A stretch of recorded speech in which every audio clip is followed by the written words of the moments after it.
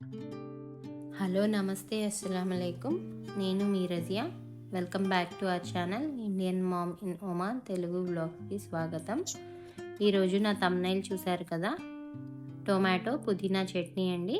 దీనికోసం కావాల్సిన ingredients: tomatoes ఒక 4, పచ్చిమిరపకాయలు 15, చింతపండు చిన్న ఉసిరికాయంత, జీలకర్ర కొద్దిగా, వెల్లుల్లి రెబ్బలు 2, బాగా శుభ్రం చేసుకున్న పుదీనా హాఫ్ కట్ట.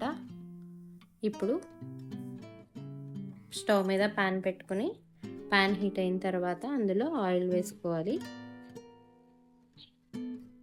ఆయిల్ హీట్ అయిన తర్వాత అందులో పచ్చిమిరపకాయలని వేయాలి.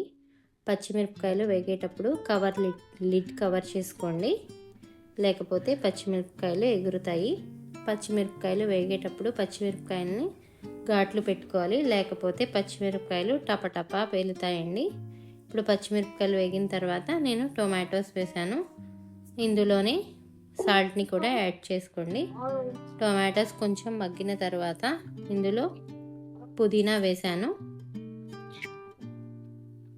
చింతపండు కూడా యాడ్ చేయండి ఇందులోనే.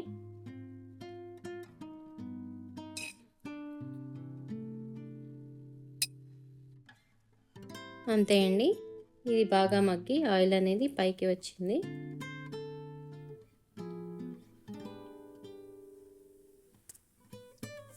ఇది చల్లారిన తర్వాత మిక్సీలో తీసుకోవాలి.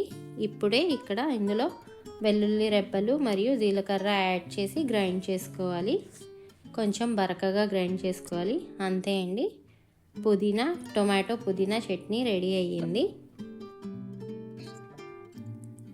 ఇది దోశలో ఇడ్లీలోకి బాగుంటుంది. ఇక్కడ నేను రాగి దోశలకి రెడీ చేసుకున్నాను.